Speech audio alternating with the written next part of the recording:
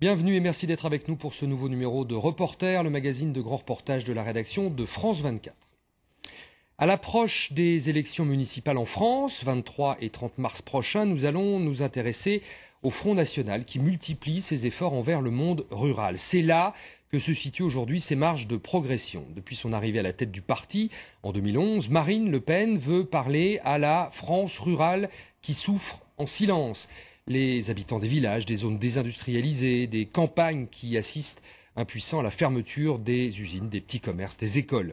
Une désertification économique qui participe au sentiment d'abandon sur lequel surfe le Front National. Pour aller à la rencontre de cette France oubliée, tentée par ce vote FN, nos reporters se sont rendus dans le département de la Meuse, dans l'est de la France, où le parti d'extrême droite a fait l'un de ses 3 meilleurs scores à la présidentielle de 2012. Reportage Natacha Vesnitch et Cyril Vanier.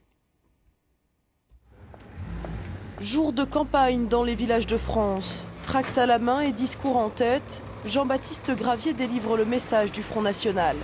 Les municipales approchent, les européennes aussi. Il faut montrer qu'on est là, qu'on est sur le terrain. Et surtout en campagne. Surtout en campagne, lors d'élections, les candidats ils ne vont pas souvent en campagne.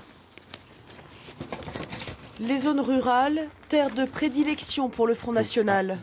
Dans le département de la Meuse, Marine Le Pen est arrivée 2e à la dernière présidentielle, avec près de 26% des voix.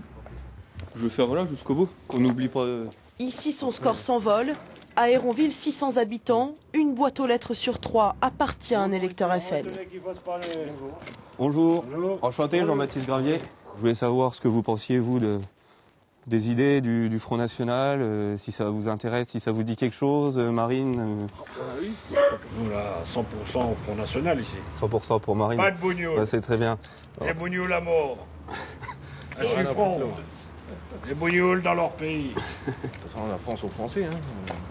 C'est ça, je suis fier de le dire. Et je le dirai tout le temps. Des propos ouvertement racistes, loin de l'image que le parti veut donner. Mais Jean-Baptiste Gravier préfère ne pas contrarier ses électeurs. Moi j'ai toujours dit, on dit bien les poules dans le poulailler, les vaches dans le pré. Donc pourquoi ne pas dire la France aux Français? Il n'y a rien de raciste lorsqu'on dit la France aux Français. Et priorité aux Français. Priorité aux Français. Le discours remporte tous les suffrages. Pourtant à Héronville, rares sont les étrangers. À longueur d'année, l'équipe locale du FN sillonne le département. Les personnes rencontrées s'expriment sans gêne. Bonjour monsieur, Jean-Baptiste Gravier, candidat tête de liste investi par le Front National sur Bar-le-Duc. Vous allez avoir des voix, moi je vous le dis. Ah bah, on va essayer de vous aider un maximum. Ah bah c'est gentil monsieur. Vous soutenez les idées du Front National et de Marine Le Pen alors? Ouais. La gauche, la droite comme la gauche, ils n'ont rien fait. Ils ne font rien, ils n'améliorent pas la chose. Par contre, ils la dégradent. Ah bah, tout à fait. Allez. Bonne fin de journée. Bonne chance. Merci. Merci à vous. Hein. UMP, PS, tous les mêmes, tous pourris. Un leitmotiv chez les sympathisants du FN. Moi avant j'étais à l'UMP. Monsieur est nouvel adhérent chez nous. Voilà, je suis nouvel adhérent depuis un mois au Front National.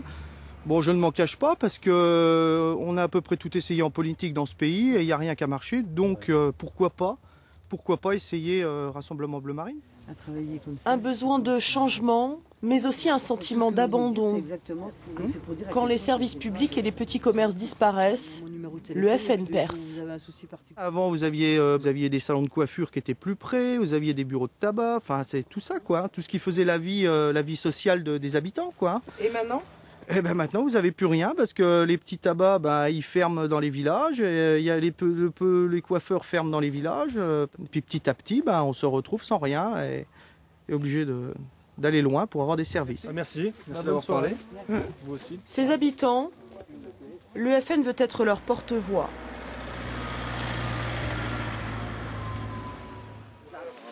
Marine Le Pen le sait. Dans les zones rurales, son parti séduit. Elle en a donc fait l'une de ses priorités.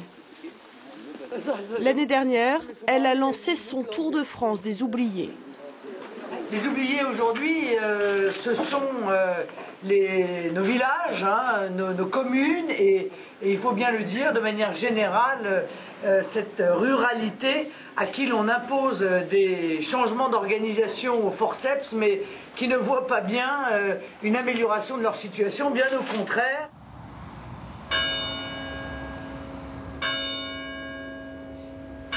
Ces oubliés que le FN courtise, nous sommes partis à leur rencontre. Certains votent pour l'extrême droite depuis des années. D'autres s'apprêtent à franchir le pas.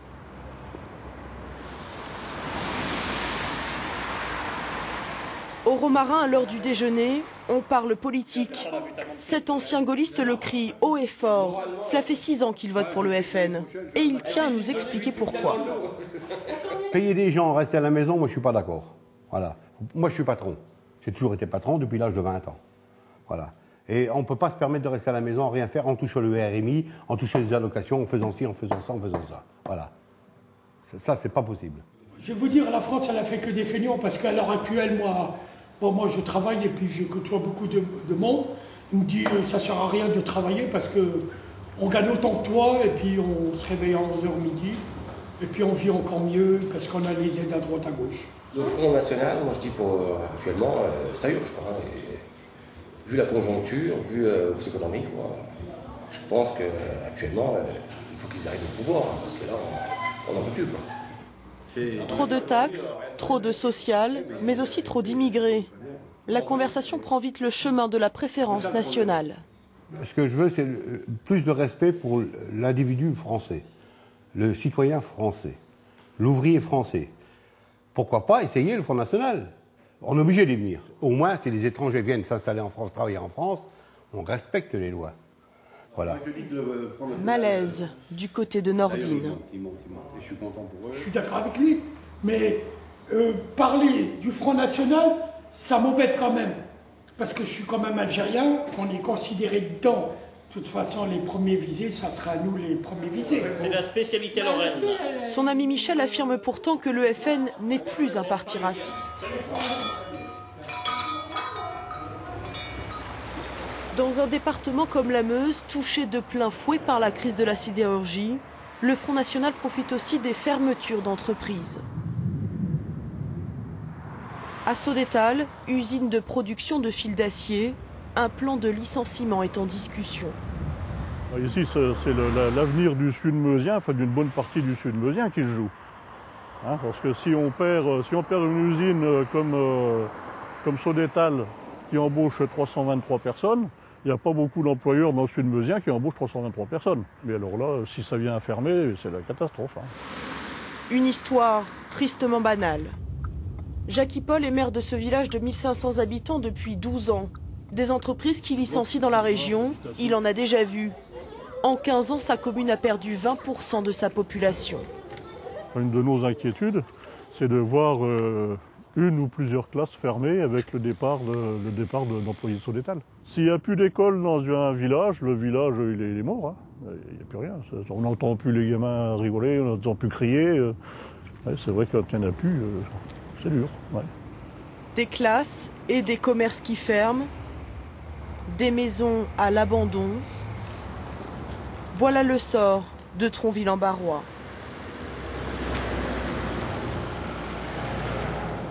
Un déclin qui semble inexorable. On ne peut rien faire, on se sent impuissant, c'est un état qui n'est pas agréable du tout. Bon, pour un élu, dire qu'on est impuissant, qu'on ne sait pas quoi faire, c'est vrai que c'est pas facile. Ce soir, les salariés de Sodétal sont réunis en assemblée générale. Fermeture totale de l'usine ou maintien d'une partie de l'activité. Les employés attendent de savoir quand le couperet va tomber. Je pense que les licenciements effectifs, s'il doit y en avoir, seront prononcés début mars. Disons mi-mars. 323 emplois menacés, 90 villages impactés. L'inquiétude grandit. Dans la région, garder son travail, c'est une question de survie. Pour moi, concrètement, je resterai à la maison parce que je ne retrouverai pas de travail. Ça peut détruire le moral de quelqu'un. Une dépression, ça peut arriver très vite. Donc je reste quand même les pieds posés en disant qu'on y arrivera malgré tout. Des salariés sur la sellette et autant d'électeurs potentiels pour le FN. Ça provoque mécaniquement, effectivement, une montée du Front National parce que le chômage provoque une désespérance. La désespérance amène à chercher des coupables parmi les politiques et les mettre tous dans le même panier. Évidemment, ceux qui tirent leur épingle du jeu, c'est ceux qui n'ont jamais été aux manettes. Nous retrouvons l'un des ouvriers chez lui. Jérôme Leroy a passé près de la moitié de sa vie chez Sodétal. Mais demain, il n'ira pas travailler. Oui, c'est marqué dessus comme quoi du 17 janvier au 30 janvier que je ne prendrai pas mon poste de travail. Pour l'instant, Jérôme est au chômage partiel. Mais la prochaine lettre pourrait lui annoncer son licenciement définitif. Une catastrophe pour ce père de 3 enfants. Sa femme Sandrine ne travaille qu'à mi-temps. Attends, laisse-moi faire. Ça, c'est un chiffre, ça.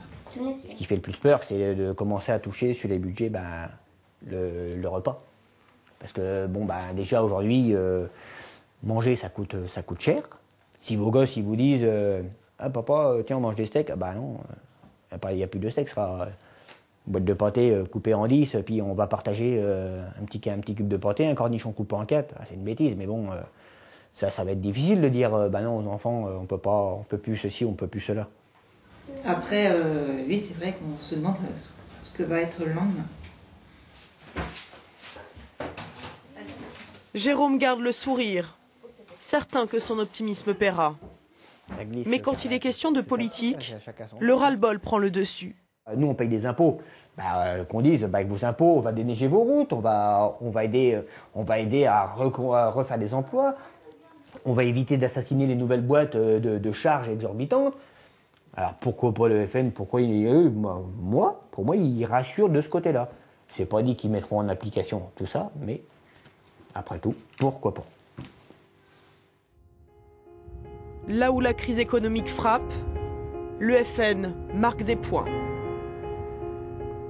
Au détour d'une route de campagne, nous croisons Daniel Claus, agriculteur à la retraite. Il a exploité ses terres pendant plus de 60 ans. Ces derniers temps, la vie a changé ici. Les cambriolages se multiplient, les habitants ont peur. On les vole, ça c'est la cata, ça. Ça, oui, parce que quand vous arrivez le matin et que le tracteur est parti, vous vous demandez qu'est-ce qui se passe. Quand même. Les gens en ont marre maintenant. Les gens en ont marre et puis à la limite, on prendrait presque le fusil. Hein. Ah bah oui, ça c'est sûr que... Ouais, enfin... En 2013, les cambriolages ont augmenté de près de 5% dans les campagnes. Alors oui, Daniel Claus menace d'assurer lui-même sa sécurité. Et pour la toute première fois, à 77 ans, il va voter Front National. Et maintenant, les gens, à cause de toutes les incivilités, ils commencent déjà à penser FN va venir un peu troubler le jeu. On verra après. Et vous voteriez FN personnellement? Un vote de sanction, je ne gêne pas au départ. Hein. Puis après, on verra.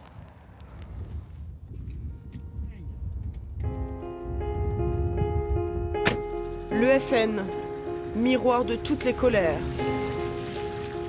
Insécurité, immigration, crise économique, les thèmes du parti séduisent les campagnes françaises. Et le vote sanction devient peu à peu vote d'adhésion.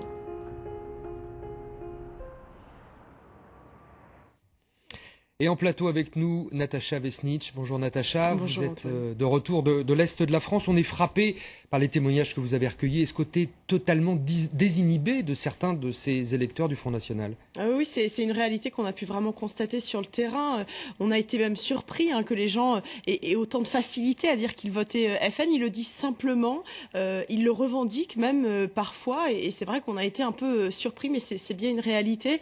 Alors c'est sûrement la conséquence de la dédiabolisation du parti du Front National. Vous savez, cette dédiabolisation qui est le cheval de bataille de Marine Le Pen depuis son arrivée à la tête du parti. Et un des aspects de cette dédiabolisation, c'est de dire que le FN n'est pas un parti raciste. Et ça, on l'a entendu également sur le terrain. Les personnes nous dire, moi je vote FN, mais je suis pas raciste. Non, le FN, ce n'est pas un parti raciste. Bien qu'on ait entendu certains témoignages ouvertement racistes. Ouvertement racistes. Et c'est pour ça, il faut le dire, la préférence nationale reste la clé de voûte de l'adhésion du Front National, des électeurs du Front National. Ça aussi, on l'a souvent entendu, comme vous le disiez. Et donc, le rejet de l'immigration vraiment continue de motiver le vote FN, clairement. Sur cet aspect économique de cette France qui souffre, de ces entreprises qui ferment, et vous en donnez l'exemple dans votre sujet, c'est là où le Front National marque des points aussi? Oui, il marque des points parce que ça aussi on a pu le constater, vous savez, avec cette entreprise Sodétal qui a fermé, parce que les ouvriers qu'on a pu interviewer nous disent clairement, voilà, moi je vote FN parce que j'en ai ras-le-bol de l'UMP, du PS, donc ils se tournent vers ce Front National.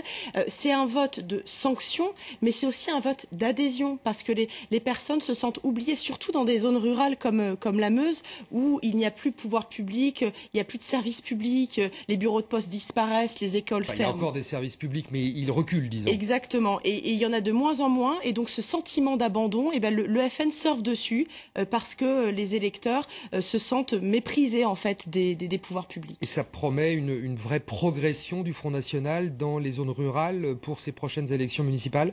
Municipales peut-être pas, parce que les municipales on vote plutôt pour une personnalité plutôt qu'un parti, mais pour les européennes en revanche, oui, on peut s'attendre à une percée du Front National. D'ailleurs il y a un récent sondage qui l'a annoncé, le FN arriverait en tête des européennes, et donc là il faudra vraiment regarder dans ces zones rurales comment le FN progresse. Il a de grandes chances de faire des bons scores dans ces zones rurales. Natacha Vesnitch, merci beaucoup d'être venue sur le plateau de Reporter. Merci à vous d'avoir suivi cette émission. Et on se retrouve la semaine prochaine pour un nouveau numéro de Reporter sur France 24.